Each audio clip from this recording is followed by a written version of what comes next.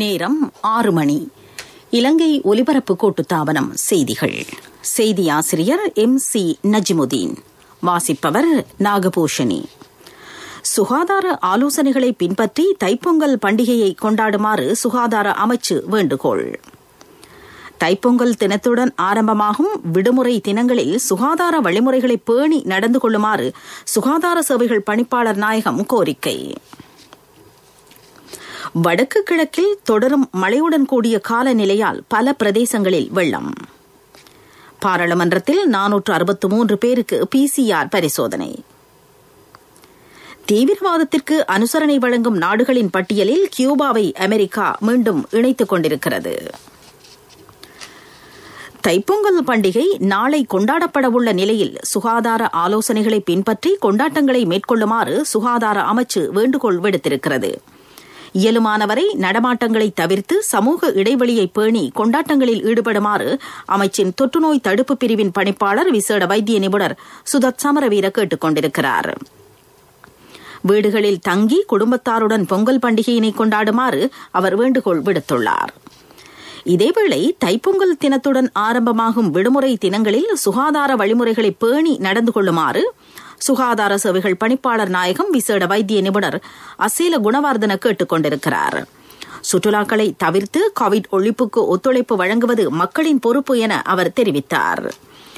கொழும்பிலிருந்து சொந்த இடங்களுக்கு செல்லும் மக்களை மையப்படுத்தி எழுமாறான பரிசோதனைகளை மேற்கொள்வதற்கும் நடவடிக்கை மேற்கொள்ளப்பட்டுள்ளது. இதற்காக கொழும்பில் 11 இடங்களில் பரிசோதனை குழுக்கள் பணியில் ஈடுபடுத்தப்பட்டுள்ளதாக வைத்திய நிபுணர் அசேல குணவர்தன கூறினார். நாட்டில் இதுவரை 14,27,366 PCR பரிசோதனைகள் மேற்கொள்ளப்பட்டிருப்பதாக சுகாதார சேவைகள் பணிப்பாளர் நாயகம் தெரிவித்தார். வடக்கு கிழக்கில் மழையுடன் கூடிய காலநிலை தொடர்வதனால் பிரதேசங்களில் வெள்ளம் ஏற்பட்டிருப்பதாக மாவட்ட இடர் முகாமைத்துவ நிலையங்கள் அறிவித்திருக்கின்றன. குளங்களின் நீர்மட்டம் அதிகரித்திருப்பதனால் வான் கதவுகளும் திறக்கப்பட்டிருக்கின்றன.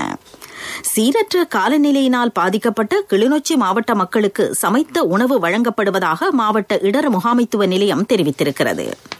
கரைச்சி, கண்டாவளை, பூநகரி, பச்சிலைப்பள்ளி பிரதேச செயலக பிரிவுகளைச் சேர்ந்த 745 குடும்பங்களைச் சேர்ந்த 2426 பேர் பாதிக்கப்பட்டிருக்கிறார்கள். இவர்களில் 552 குடும்பங்களைச் சேர்ந்த 1761 பேர் உறவினர்கள் வீடுகளில் தங்கியிருக்கின்றார்கள். இங்கு 15 வீடுகள் பகுதியளவில் சேதமடைந்திருப்பதாக கிளிநொச்சி மாவட்ட இடர் முகாமைத்துவ நிலையம் தெரிவித்துள்ளது. இதேவேளை வவுனியாவில் 53 குடும்பங்களைச் சேர்ந்த 178 பேர் பாதிக்கப்பட்டிருக்கிறார்கள். 3 வீடுகள் பகுதியளவில் சேதமடைந்திருப்பதாக மாவட்ட அனர்த்த முகாமைத்துவ நிலையம் தெரிவிக்கிறது. வவுனியா பாட்குளத்தின் வான் கதவுகளும் திறக்கப்பட்டிருப்பதாக மாவட்ட அனர்த்த முகாமைத்துவ நிலையம் குறிப்பிட்டிருக்கிறது.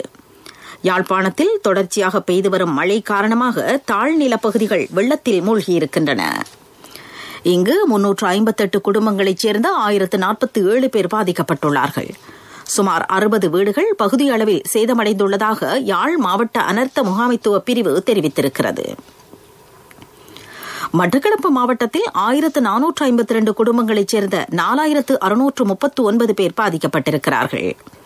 இவர்களில் 89 குடும்பங்களைச் சேர்ந்த 267 பேர் 3 இடைத்தங்கல் முகாம்களில் தங்கியிருக்கிறார்கள்.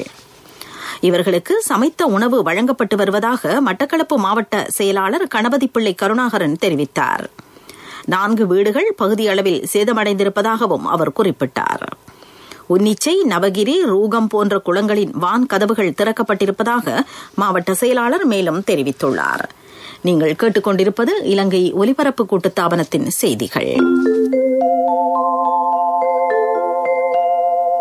மக்கள் வங்கியினூடாக வெஸ்டர்ன் யூனியன் பணத்தினை அதிகம் பெற்று மில்லியன் ரூபாய் பெறுமதியான பரிசு வாய்ப்புகளை பெறுங்கள்.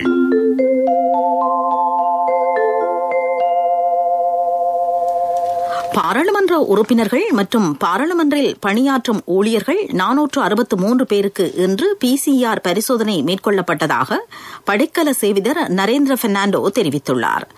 சபாநாயகர் மஹிந்த யாப்பா அபேவர்தன உட்பட 15 பாராளுமன்ற உறுப்பினர்களுக்கு இன்று பரிசோதனை மேற்கொள்ளப்பட்டது.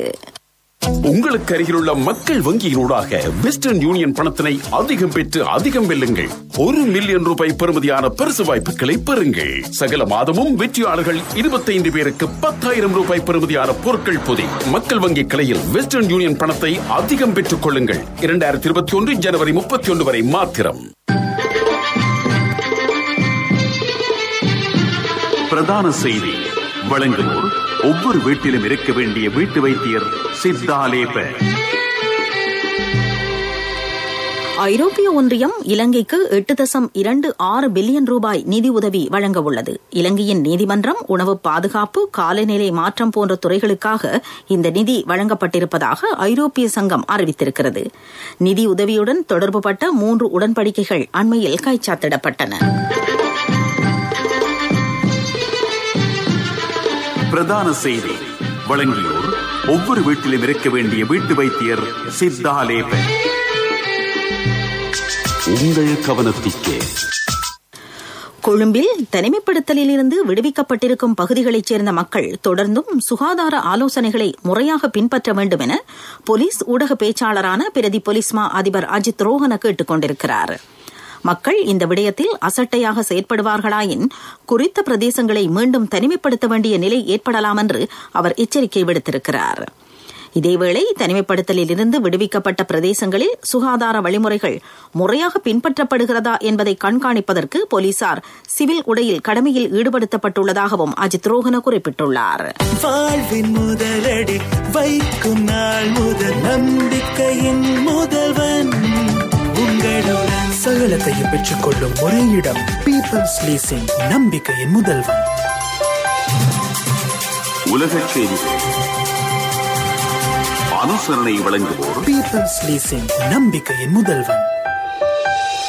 தீவிரவாதத்திற்கு அனுசரணை வழங்கும் நாடுகளின் பட்டியலில் கியூபாவை அமெரிக்கா மீண்டும் இணைத்துக் கொண்டிருக்கிறது. வெனிசுவேலாவுக்கு ஆதரவு வழங்குவதை காரணம் காட்டியே குறித்த பட்டியலில் கியூபா சேர்க்கப்பட்டிருக்கிறது. ஜனாதிபதி டொனால்டு டிரம்ப் பதவியிலிருந்து விடைபெறுவதற்கு சில தினங்கள் மாத்திரம் எஞ்சியிருக்கும் நிலையில் இந்த அறிவிப்பு வெளியிடப்பட்டிருக்கிறது. இதேவேளை எதிர்வரும் 20ஆம் தேதி அமெரிக்க ஜனாதிபதியாக பதவியேற்கவிருக்கும் ஜோ பைடன் அமெரிக்கா மற்றும் கியூபா ஆகிய நாடுகளுக்கு இடையிலான உறவை மேம்படுத்துவது பற்றிய தனது விருப்பத்தை வெளிப்படுத்தியிருக்கிறார்.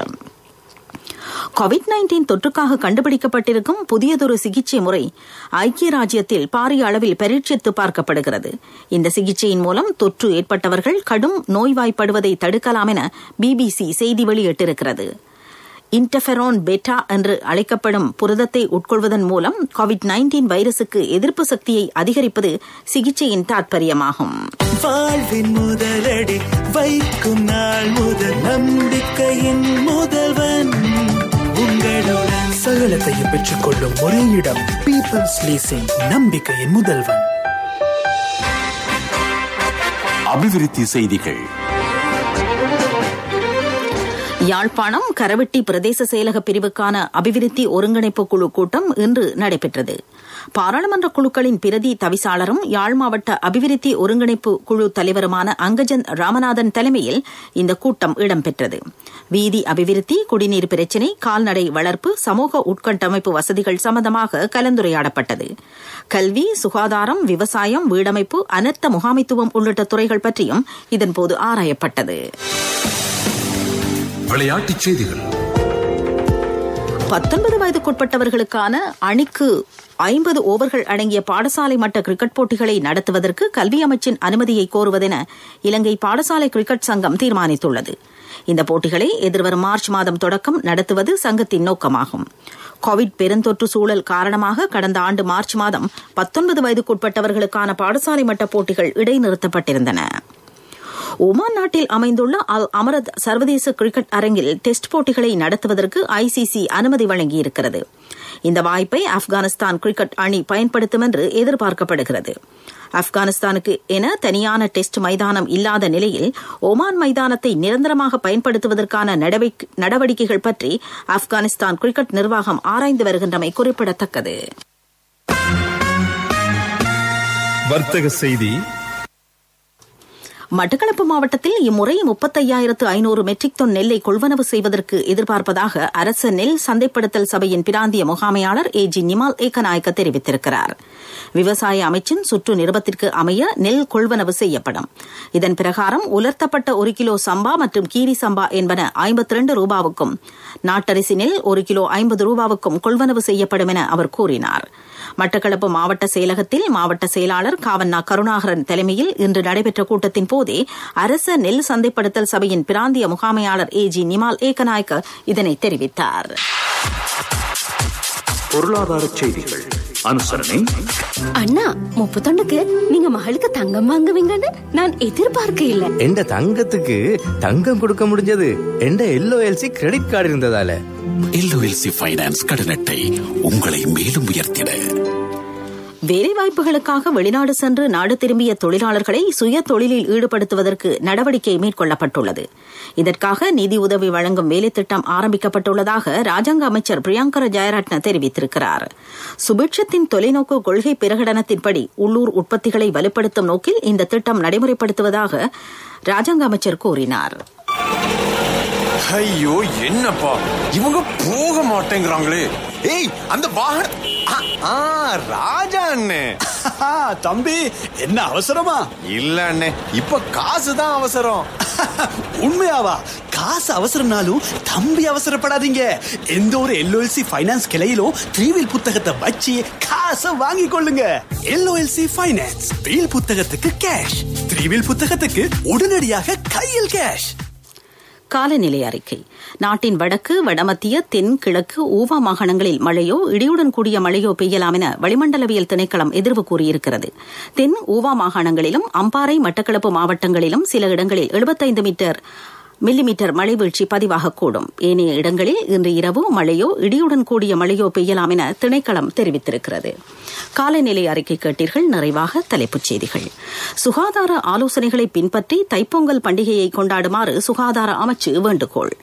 தைப்பொங்கல் தினத்துடன் ஆரம்பமாகும் விடுமுறை தினங்களில் சுகாதார வழிமுறைகளை பேணி நடந்து கொள்ளுமாறு சுகாதார சேவைகள் பணிப்பாளர் நாயகம் கோரிக்கை. வடக்கு கிழக்கில் தொடரும் மழையுடன் கூடிய காலநிலையால் பல பிரதேசங்களில் வெள்ளம். பாராளுமன்றத்தில் 463 பேருக்கு PCR பரிசோதனை. தீவிரவாதத்திற்கு அனுசரணை வழங்கும் நாடுகளின் பட்டியலில் கியூபாவை அமெரிக்கா மீண்டும் இணைத்துக் கொண்டிருக்கிறது. இத்துடன் செய்திகள் முடிவடைந்தன.